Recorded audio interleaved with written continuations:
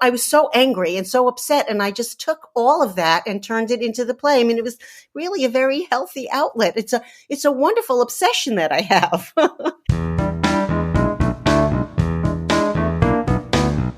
Hi, I'm Amy Simon, and you're entering A World Gone Good. Well, hello, my name is Steve, and this is World Gone Good, the podcast where we explore gruesome murders committed by serial killers. Just kidding. This is the podcast where we talk about good things and good experiences with good people. Our goal is simple: prove that there's still good out there, and you can help us spread the good by sharing, subscribing, rating, and reviewing us wherever you are listening in now. You can also follow us on the socials. On Instagram, we are at World Gone Good Podcast. And on Twitter, we are at World Gone Good 1. That's World Gone Good, followed by the number 1. Follow us, and we will happily follow you back. And finally, check out all the serial killers, good guests, we've had on our website, worldgonegoodpodcast.com. Now, let's get to the murders. The show. We are about to get a good lesson in HER-story from an expert. My friend Amy Simon is here. I asked Amy to come join me because it's Women's History Month and we needed someone who knew what she was talking about. And my friend Amy knows what she's talking about. She is a HER-storian. She is a playwright and a performer. We have known each other for a very long time. She first joined me in an early show I had. You've heard me talk about it before in here, called 15 Minutes of Femme. And she, for over a decade now, has been performing a show that keeps evolving. It's a one-person show. It's called She's History. She does it to sold-out houses and theaters and schools and all kinds of places. So I thought, it's Women's History Month. She's a friend. She's an expert. Let's get her on here and get her to spread some good with us, right? Before we do that, let's have ourselves a little good quiz to just see how much She's History you know. Okay, ready? Here we go. This is an easy question. 2 questions. Who was the first woman to run for president? And what year did she run for office? If your answer is Hillary Clinton and you think she ran for the presidency in 2008, she did. Well, that's actually not the right answer. Hang on, because you're about to get a HER-story lesson in a really good way.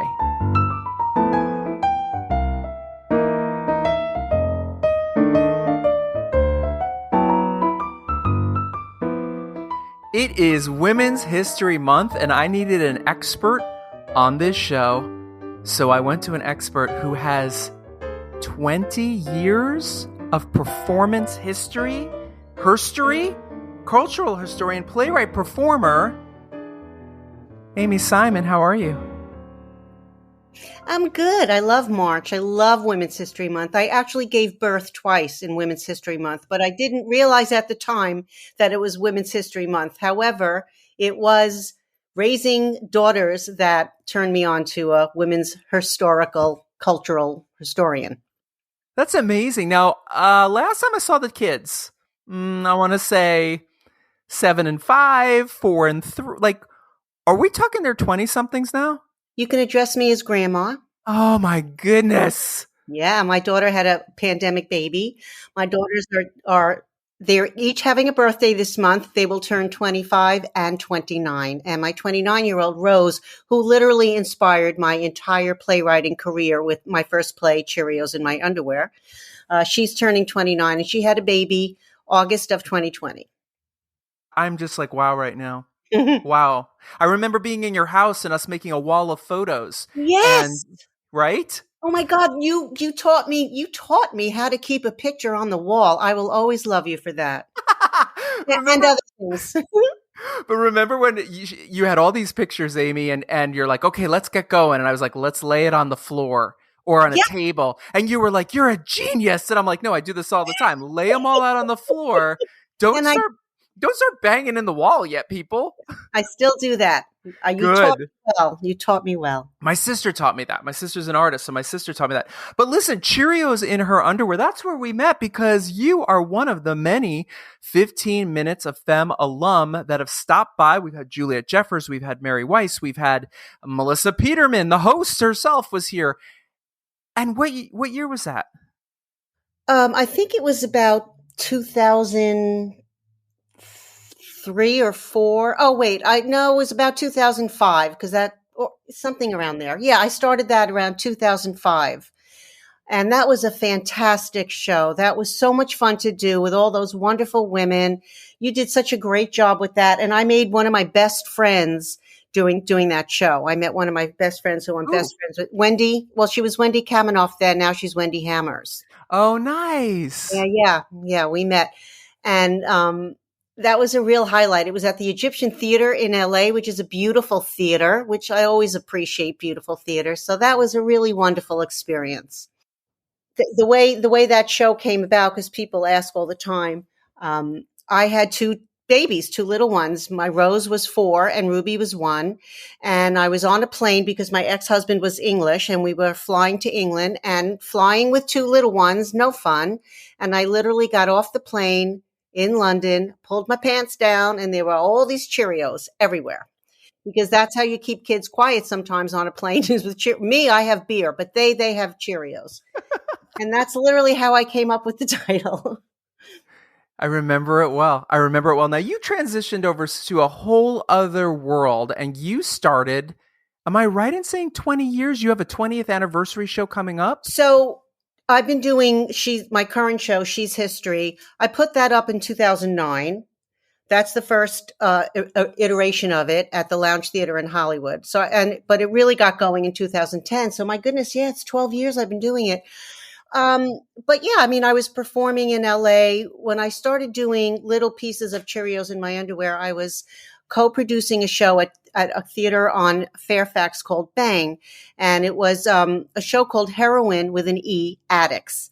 And it was a story show for women who wrote and performed their own material, but it was polished and proven. It wasn't like an open mic. It was a very polished show. And several of the people that have been on World Gone Good have been in heroin addicts. And so I had written this one little piece called It Never Ends, which I performed. And then I wrote another piece. And it was at that venue that I really put Cheerios in my underwear together, because I would write little pieces, and the women in the show, Jane Lynch was in the show, and all kinds of amazing actresses in Los Angeles. And so the window was high. What am I trying to say, Steve? The window was open. The door was open. The escalator was near. The bar was high. The bar was high. But how did She's History start? She's History started because a couple things happened. First, I couldn't find a job. It was 2007 or so, 2008. Things were falling apart. I had been going through a god-awful divorce, an absolutely horrific divorce. And I had never been involved in the family legal system or a lawyer or courts. And I found it to be unbelievably dysfunctional and sexist. And the lawyers were terrible. It was just a very disheartening, to say the least. So I got sort of up on myself and said, I'm going to go to the library, where I had done all my research for Cheerios in my underwear. And there was a lot of important information and interesting stuff about women and motherhood and equity and pay that I discovered from doing Cheerios in my underwear, all the research about motherhood. And I thought, I'm going to go back to the library and I'm going to find out women's rights, and I'm going to go to the court myself, and I'm going to stand up for myself. So I go to the library, a wonderful place, and I say, I'm looking for information about women's rights. And I go into this, she tells me where to go, one aisle. I go to the W section and I pull out this book called Women's Progress in America. It's this great book that has all this stuff alphabetized. A, they have abortion, S, they have Gloria Steinem, they have Bella Abzug under A, I'm looking through it. There's all these, and I go to the women W page for women's rights, and I see a picture of a woman named Victoria Woodhull. Victoria Woodhull happened to be the first woman who ran for president. I never heard of her. And she asked Frederick Douglass to be her running mate. She was called the prostitute who ran for president. I was like, who is this woman? And all of a sudden, it was when Hillary Clinton was running for office and Barack Obama was running against her. And I'm telling you, Steve, I'd always been a feminist. I studied women's studies along with theater in college. And something literally clicked. I can still see it. I just started looking at this book. I sat down in the library on the floor and I start going through this book. And there were all these stories of these amazing women that I'd never heard of and didn't know anything about. And that between that and the divorce and and I couldn't find a job. And I said, shit, I'm going to write another goddamn play. And this time it's going to be about justice and women. And it took a while. I mean, I still study. I just got a fantastic another new book about women who make history and women who made history. And that's really, I just started to put it together. I started writing these stories about these women because they were amazing and I didn't know anything about them and it pissed me off. And when you get pissed off, stuff happens. So that's action happens. Exactly. I mean, without sounding too Pollyanna, and I actually haven't thought about this for a while, but I was in a terrible place. I mean, I was going through this horrible divorce and I had kids and there was this, and I didn't think I couldn't believe I couldn't get hired. I was over 50. I used to be in the music business. There was no more, it was a record business then. There wasn't a record business. I had gone to these interviews and being interviewed by, 30-year-old guys that wanted me to take a typing test. Meanwhile, I'd had a very, impressive career as a promotion and marketing manager. And, I was so angry and so upset. And I just took all of that and turned it into the play. I mean, it was really a very healthy outlet. It's a wonderful obsession that I have. It's a very healthy obsession. And I've met amazing people. I've performed for Gloria Steinem, a highlight of my entire life. Wow. I mean, the tagline is, why do we know more about Kim Kardashian than Abigail Adams? That's the tagline. But when I first started it, it was, why do I know more about Paris Hilton? Because it was 2008 and she was all on TV. Right. I was lucky to be a stay-at-home mom, although I was punished financially for that, which is in the play. But I would go to the school and there would be all this information about all the men. And it always pissed me off. Like, where are the women? Where are the women? And luckily, my daughter Ruby had a fantastic teacher in sixth grade, Mr. Foldbury. And he let me, I actually created a different version of the play for school. So he let me sort of work it out in the classroom. And I'd go into the classroom and I'd say, okay, oh gosh, I don't know. Where should I stand? Should I stand up? You know what? Let's take a vote on where I should stand, but only the boys. Nice. Yeah. And they would be like, what?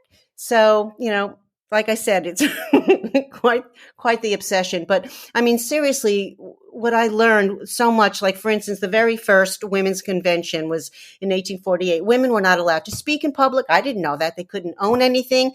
They couldn't inherit anything. They couldn't leave their husbands if they were being abused, if their husbands were drunk. I mean, I want your listeners to know the play is actually very funny, but there's a lot of serious stuff in it too. And when I first started writing it, I remember I met Gloria Steinem at this party that Wendy Hammers invited me to, this fundraiser that I could never afford to go to in Beverly Hills. She goes, Amy, you got to come with me. Gloria Steinem is there. And I was like, oh my God. So I meet Gloria Steinem.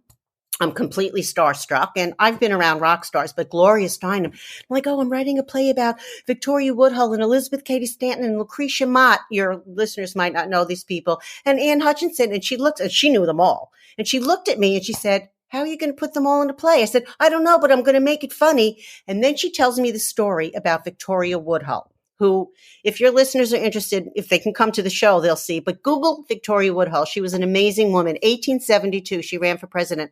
And Gloria very calmly says, there was going to be a Broadway musical about Victoria Woodhull. Tom Cruise bought a script for his wife, Nicole Kidman, but then they broke up. I'm like, what? So I run home and Google. I'm like, yes, it's true. And there have been a couple. There's another, I think before the pandemic, I can't quite remember the name of the actress. A well-known actress also was slated to do either a movie about Victoria Woodhull, because her story is just amazing. And so many of, in the play, I say, we've all heard of Susan B. Anthony. But I never heard of Elizabeth Cady Stanton, and she was literally Susan B. Anthony's partner. She grew up very rich and privileged. She had 7 kids. Susan had none. They met each other coincidentally, and they were the most amazing partners. They had a 50-year partnership together. The two of them just kicked ass.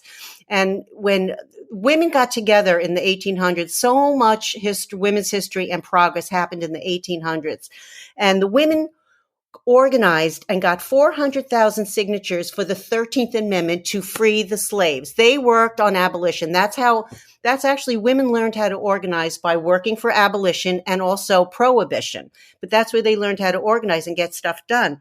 So they do all this amazing work, literally 400,000 signatures they get, and they help get the 13th Amendment passed. And then the 14th Amendment comes along and they say, okay, we're going to free the slaves, which was actually the 15th Amendment. But for the 14th Amendment, which is a hugely complicated amendment, but they put the word male in there for the first time. That anybody born, the 14th Amendment is still used today. It's a really groundbreaking amendment because it says if you're born in America, you are a citizen. And if you're a citizen, you can vote. But because they put the word male in, because women could not vote, they were not allowed to vote. In the beginning of our country, I didn't know any of this. I don't remember learning it in school if it was even taught. Only white men with property could vote. That was it. Women were delicate creatures and they had tiny little brains and they couldn't even think about voting. Oh no. And Elizabeth Cady Stanton, grew up very smart. A lot of women did. They had to sneak read, and learn and study. They weren't allowed into institutions. I mean, even Hillary Clinton, when she was 11 years old, she sent a letter to NASA to say, I want to be an astronaut. And they said, nope, you're a girl and you can't. And Bella Abzug, by the way, I'm working on a solo play about Bella Abzug. I've been working on that for about 4 years. I'm hoping All right, wait, hold on. Okay. First question that I have for you, because we've gone through so much stuff, but the first question my listeners are going to have is, how much coffee did you have today? No.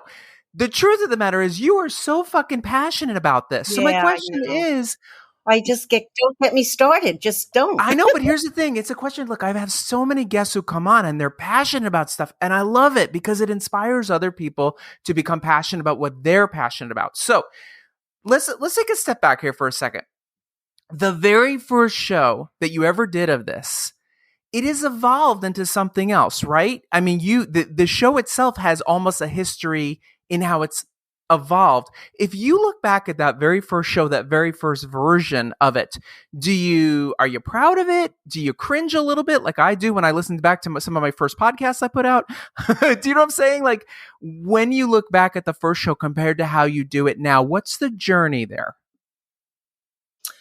I'm very proud of it. And I had a very good director who helped me work it out. So by the time it got on stage, no, I mean, first of all, I don't like to watch myself ever. I have a million videos. I don't try to look at them, except sometimes it's helpful. So what I would say is, as I've gone on, I've learned many things. I've learned from my audience. The very first time I did a show, and it was only 45 minutes. It's now 75 minutes. So it's definitely evolved. There happened to be a women's history professor in the audience. Oh my God, no pressure at all. I didn't know that. I had no idea. Right. It was a Mother's Day show that I did, and it was called She's History. And what I did was I would ask the audience, do you know who was the first woman to run for president? And I would have a bowl of chocolate kisses. And then I'd throw out, if they got the answer right, I'd throw out a kiss to them, a chocolate kiss. Okay, I have to stop you for 1 second to just tell you something incredible. I interviewed a woman whose sister was named Amy, and Amy was a teacher. And when her students did something right, she had a bowl of kisses and she would throw them a kiss. And her sister, a whole different story, is no longer with us, but they created an organization called Amy's Kisses. So this is blowing my mind right now. I just got the chills. That is insane. Isn't that insane? Go look up that one in our episode guide. Continue. So you're in the middle of the show. You ask that question. And I asked lots of questions. And this one woman kept answering all the questions. So I just gave her the entire bowl of chocolate kisses. And everybody laughed. And she's the one that taught me when I first started to write the play. The women voting movement is called suffrage, suffrage. Now, I only knew the word suffragette because of the David Bowie song. Right. But Martha Wheelock is the women's history professor, who I met and ended up putting me in a movie she did about California women winning the vote. That happened in 2011 because women won the vote here in California in 1911. But she told me, no, it's a suffragist. If you're an American woman fighting for the vote, you're a suffragist. In England, you're a suffragette. And I learned lots of things to this day, people tell me stuff that I don't know and ask me about other women I should put in the show. So I learn a lot from the audience. What I remember now that you've asked, what I've learned is because the play actually covers 4 centuries. I go back and forth in time. I talk about women today. I talk about women in the 1600s and the 18 and the 1900s. And sometimes people got confused. So I learned to put a timeline in I have a video that I show, I have a image, a slideshow, and I show different images. There are real people, and, you want to see who they really are. And I learned, because they were getting confused about where I was. So I learned to put a timeline, and now it's very clear and they can follow the show. So like I said, I always learn stuff from the audience. Here's a question for you. Of all these women, who is most like you? Not so much who do you look up to, but who resonated with you where you're like, that's me? Well, Bella Abzug, I think, because she was such a pain in the ass. She was such a pain in the ass. And the reason I got to tell you, now that you're asking again, I was in a print store back 10 years ago, and I was creating photos of the women. I put them in the lobby, and there was a young girl, and I showed her a picture of Gloria Steinem, and she didn't know who she was. And then I show her a picture. I said, do you know who this is? This is Bella Abzug. Steve, there was an older gentleman at the end of the counter in this little print shop on Pico Boulevard in Los Angeles. He picks his head up. He looks at me, goes, Bella Abzug, what a pain in the ass. So that's in the show. That's amazing. That's amazing. That's a great badge. That's a great badge to wear. I don't really see myself, except that I'm, a determined pain in the ass. So right, but here's the thing. I knew you back in the day when you were mid-divorce, kind of divorce, going through the divorce. Do you look back at that and now look at all the work you've done on this and feel empowered? Absolutely. Oh yeah. It's really, it's saved me. It really, it truly has and I know sometimes I sound like Pollyanna, but I don't care, because when I think things are bad, I think of Victoria Woodhull wearing all those clothes, the women, what they had to wear in the 1800s. Yes. And she's sitting, and she ran for president, and on election day, she was in jail in the tombs of Lower Manhattan in the summer with no air conditioning. And the reason she was in jail was because she had a newspaper, and she opened the first women's stock brokerage firm on Wall Street. I mean, she was really quite something, but she also opened a newspaper. She ran a newspaper with her sister, and she would print stories about men who were adulterers, like there was a famous preacher who she outed, or she would talk about birth control. And in those days, there was a law called the Comstock Law, where you were not allowed to publish material. Margaret Sanger ended up in jail also. Actually, she had to leave the country, so she wasn't arrested. When you weren't allowed to publish anything like that. So they arrested her actually on election day. And she wasn't quite 35 years old when she ran for president, and legally you have to be 35. So we don't have quite records of anyone who voted for her. But if you Google the first woman to run for president, you will see her name, Victoria Woodhull. So it's Women's History Month now. And your show is going back up on, I want to say Sunday. No, you do this right, because I'm going to fuck it up. Sunday, March 20th? Yeah, you got it. I got it. Sunday, March 20th, 2 p.m. And where's the show going to be?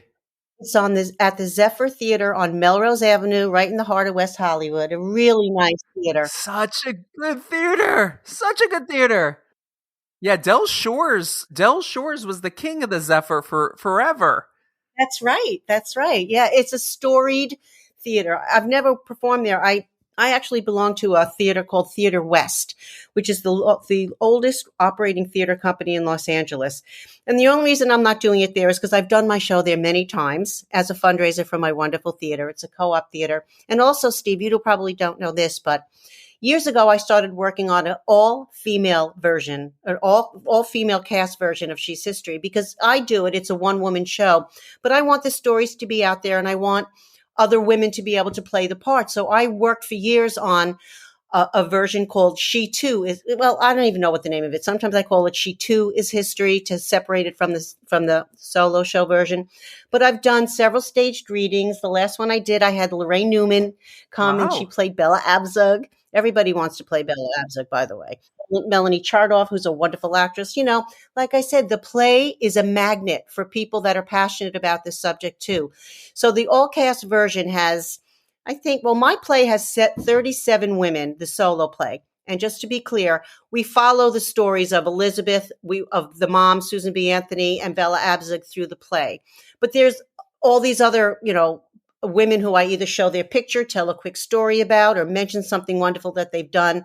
So it's chock full. It's chock full of information. But the full cast version, it can be done with 10 women, and they play all the parts. They play the men, they play the children, because just in case you don't know, back in Shakespeare's day, the women were not allowed on the stage, and the men did everything. So I'm just trying to even out the balance, Well, let me ask you this. You're a grandma now.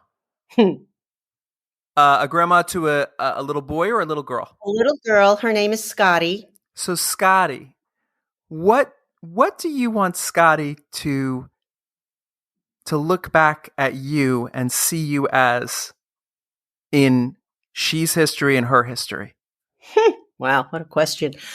I just want her to be proud of her grandmother and say, oh, so that's why my mom turned out like that.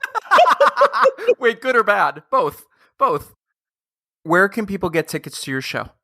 sheshistory.com. One big word. That's my website. Or if they go to brown paper tickets and just put in She's History, it will pop up.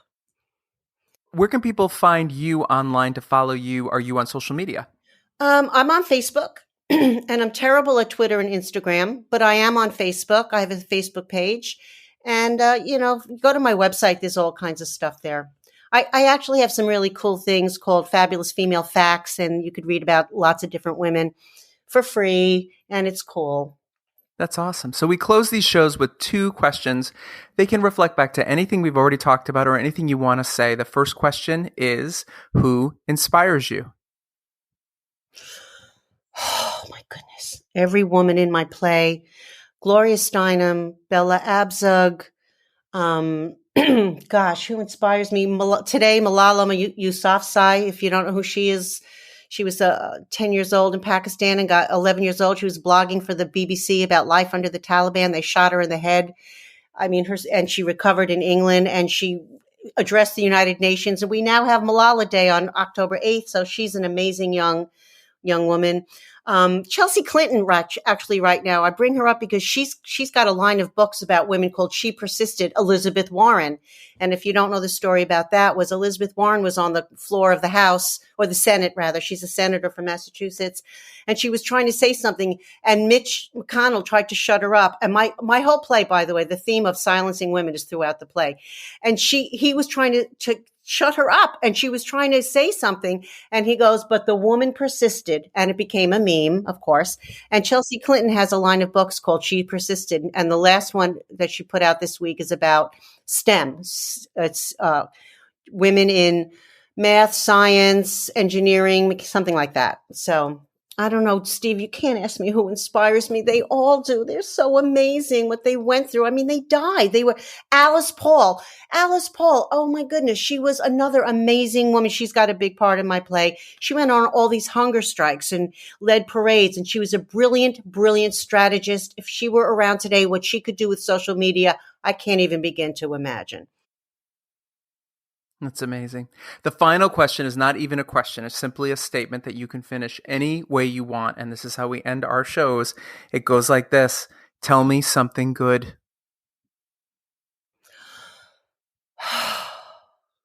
The State of the Union address this week, right? When there's a State of the Union, the president speaks, but behind the president sits the vice president and the Speaker of the House. That is the protocol. Well, for the first time ever, there were 2 women behind the president, Nancy Pelosi and Kamala Harris, 2 women, one of color, which is even better. And Nancy Pelosi was the first and only woman ever to become Speaker of the House. And the Speaker of the House has more power than the president. So we're getting there.